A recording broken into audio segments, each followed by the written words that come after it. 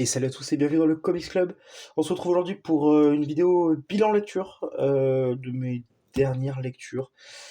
Il n'y a pas toutes mes dernières lectures parce que je vais vous faire certains bilans sur des fins de série comme j'ai fait pour le Nightwing de Tom Taylor à part. Pour découper les vidéos, qu'elles soient moins longues. Ça me permet également d'en faire plus sur une seule période. Et également ça va être cloisonné de faire une vidéo un petit peu plus spécifique sur une série un peu longue ou qui pour moi mérite qu'on s'y attarde. Et du coup, pour continuer là-dedans, on va parler de Nightwing. Je vous avais présenté, j'avais trouvé d'occasion pour 4€ chacun l'équivalent du run Nightwing New 52. Que j'avais mis dans l'ordre, mais dans l'autre sens. Je me rappelle jamais son nom, de Kyle Higgins, avec notamment Eddie Barrows. Pareil, j'aime beaucoup Eddie Barrows, il avait fait également du Detective Comics Rebirth, si je dis pas de bêtises, qui était sympa. Donc voilà, j'ai l'intégralité, j'ai l'équivalent en fait des deux intégrales qui sont sorties chez Urban. J'ai tout lu, quasiment d'affilée. Je crois que j'ai juste entre 2-3 tomes lu un ou deux autres comics d'actualité entre guillemets qui étaient sortis. Mais j'ai tout lu. Globalement, j'ai plutôt bien aimé.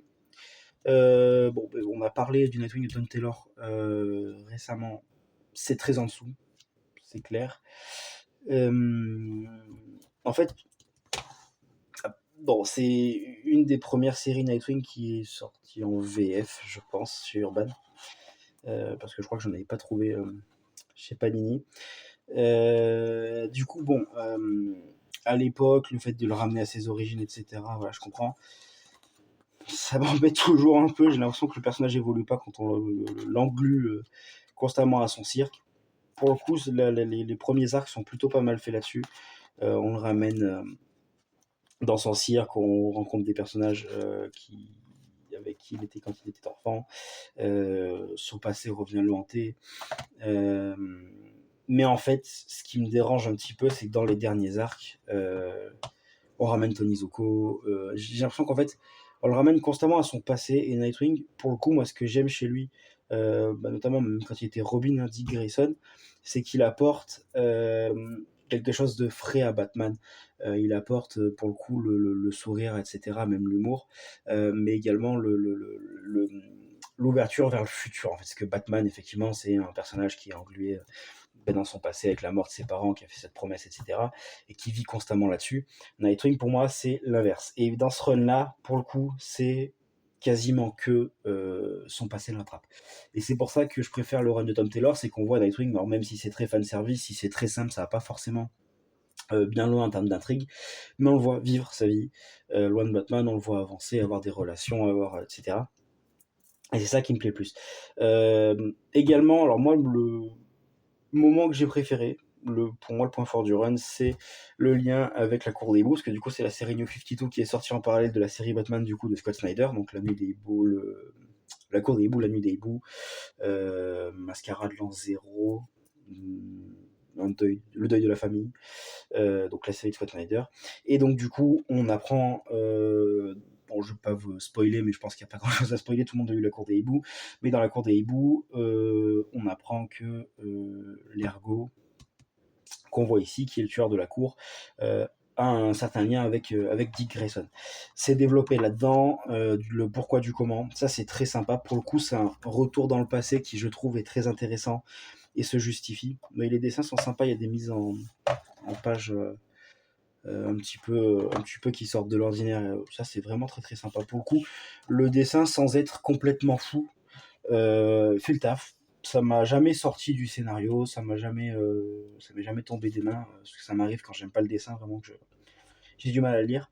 Mais effectivement, ce tome-là, cet arc-là, c'est celui que j'ai préféré. Il est lié intrinsèquement à la série Batman. Il y a même, si je dis pas de bêtises, un épisode de Batman dedans. Je pense que c'est celui-ci. Il y a le Batman 17, donc c'est le deuil dans la famille.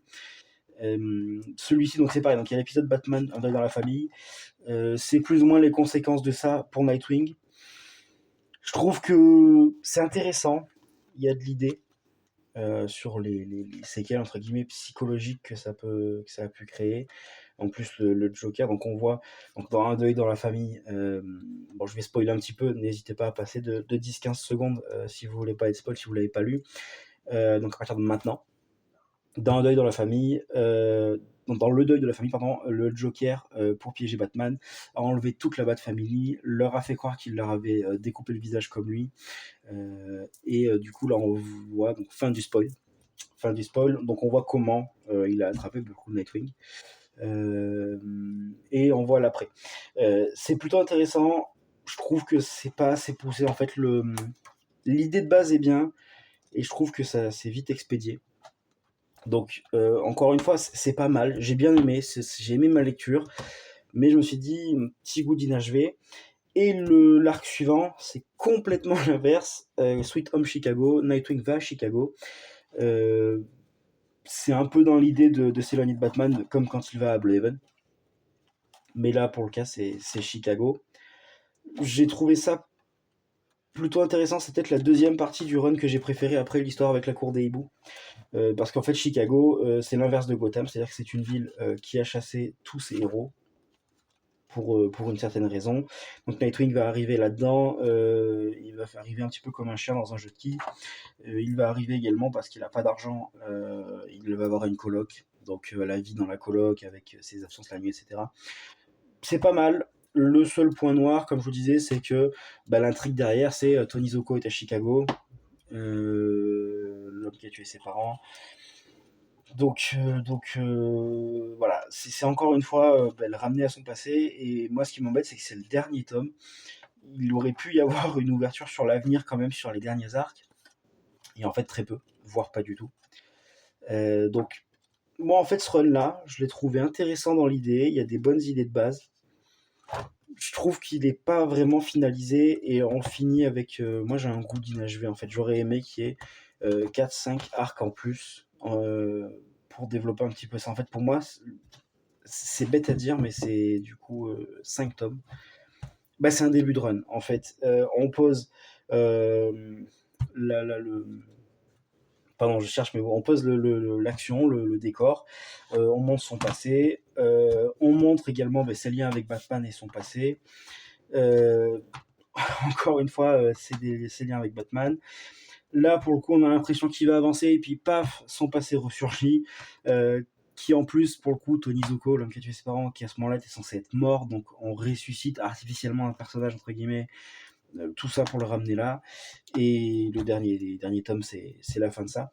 Donc en fait, moi, j'en arrive à la fin, je me dis, ouais, super. Donc là, on a vu qu'est-ce qui lui est arrivé, on a vu que Bruce Wayne l'avait recueilli, on a vu ses liens forts avec le cirque, c'est super intéressant. On a vu que il a affronté l'homme qui a tué ses parents, il en a fait quelque chose de positif ou négatif, vous verrez bien.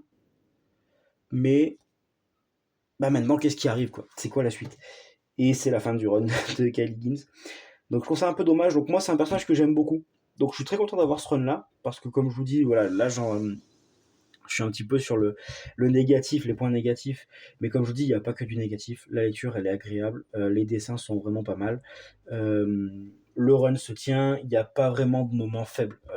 Pour le coup, je vous dis que j'ai des préférences sur certains arcs parce que l'histoire et l'intrigue me plaît plus. Je regrette que ce soit un petit peu dans le passé. Par contre, c'est pas mauvais. Je me suis pas dit, ah, c'est vraiment nul. Donc, si vous avez l'occasion de le lire et que vous aimez le personnage, je vous le conseille tout de même. Mais voilà, si vous devez choisir, partez plutôt vers le run de Tom Taylor. Et je pense que vous y trouverez un petit peu plus votre compte. Pour finir la vidéo, parce que je peux pas en faire une vidéo spéciale et que là on est à peine à 10 minutes, je vais vous parler de 2-3 autres lectures que j'ai fait. Le tome 2 de Batman Gotham Central, j'adore. Ça pour le coup c'est vraiment un coup de cœur. Bon, Ed Brubaker j'aime beaucoup, Greg Rucka n'est pas en reste non plus, c'est seulement un scénariste qui, à chaque fois que j'ai pas lu beaucoup de Greg Rucka, mais à chaque fois que j'ai lu quelque chose, j'ai beaucoup aimé. Là, on a encore plus par rapport au tome 1 l'aspect la police se bat contre des méchants de Batman. On a le Joker, on a l'épouvantail. Non, je dis une bêtise. On a, pardon, Jarvis Tetch, j'ai perdu le Chapelier Fou. Et du coup, vraiment, on voit le décalage entre ces méchants-là et les policiers qui sont armés seulement en fait de leur bon sens, de leur flair et de à la limite un pistolet. Ça continue pour le coup de créer les relations entre tous les personnages. Donc du coup, bon, ça fait un peu série à l'américaine. Donc on a des duos, vous savez, d'équipiers, etc. Donc ça tourne beaucoup autour de ça. On a tout le premier arc est une enquête, le deuxième arc en est une autre. Donc c'est vraiment vraiment prenant. L'enquête suit son cours, on essaie de faire des suppositions avec les personnages. L'arc sur le Joker est vraiment bien, mais j'ai trouvé l'arc sur le Chapelier Fou encore mieux, de mon point de vue. Donc, pour le Joker, le pitch, des cibles très haut placées dans la société se font abattre par des snipers. Donc, les policiers cherchent le lien entre toutes ces cibles. Il s'avère que le Joker entre dans l'histoire. Et je vous laisserai lire la suite. Et Jarvis Tetch, en plus, dans cette affaire-là, on voit un personnage qui manquait à la police de Gotham dans le premier tome, Harvey Bullock, que moi j'aime beaucoup. Donc en fait, on se replonge dans une ancienne affaire parce qu'il y a eu du nouveau. Il y a du nouveau dans une affaire que Harvey Bullock n'avait pas réussi à classer. Et donc on va voir ce qu'il est devenu après certains événements qui se sont passés, donc avant le déroulement de la série Gotham Central. Et c'est vraiment vraiment super. L'enquête est sympa. Pour le coup, la deuxième enquête, moi je n'avais pas vu venir la fin, donc c'est pas convenu. C'est pas non plus un Deus Ex Machina complet. C'est fluide, c'est logique, c'est vraiment, ça se laisse lire.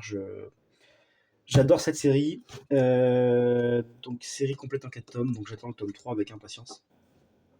Parce que c'est top. Et j'ai lu deux petits récits complets Marvel. Le X-Men Extra, donc avec le X-Men Forever 16 à 20. Et le Marvel Saga avec Punisher Thunderbolt. Donc, hop, voilà, donc le Punisher Thunderbolt, c'est la série Thunderbolt 2013, 27 à 32. Et les deux, je suis assez mitigé.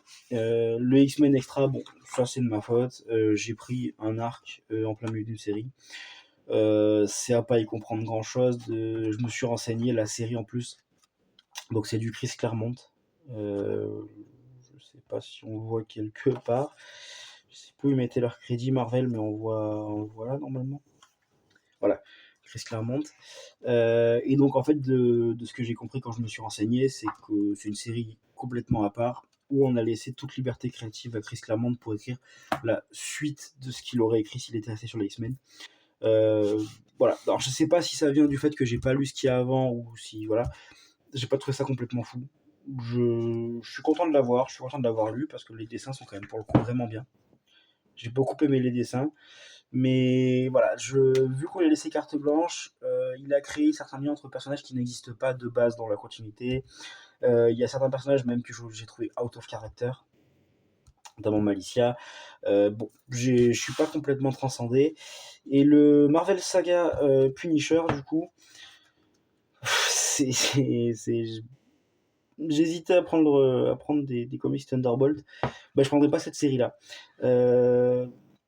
Pour le coup, j'ai préféré ça aux X-Men. Bon, les dessins, par contre, sont vraiment pas mal. Mais en fait, bon, ça fait un peu blockbuster, ça va pas péter loin. Le scénario est quand même assez creux. C'est en gros le Punisher qui va se faire virer des Thunderbolts, qui du coup va vouloir se venger. Enfin, ça fait un peu World War Hulk, Deadpool kills the Marvel Universe, Punisher kills the Marvel Universe. À la fin, il y a un petit twist pour essayer de remettre tout ça dans l'ordre et dans la continuité, pour pas que ça fasse tâche non plus. C'est pas ce qui se fait de mieux, ce qui s'est fait de mieux chez Marvel, c'est clair.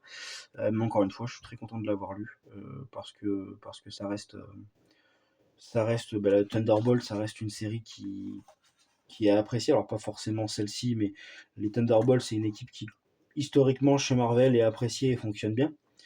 Mais voilà, ces deux-là, pour le coup, j'ai l'habitude de mettre une petite note indicative, entre guillemets.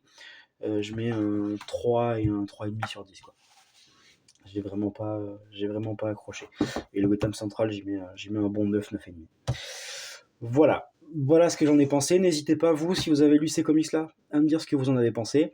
N'hésitez pas à laisser un petit commentaire, un petit like si vous avez aimé la vidéo, à vous abonner si vous voulez voir la suite de mes prochaines lectures. Et moi, je vous dis à plus dans le Comics Club.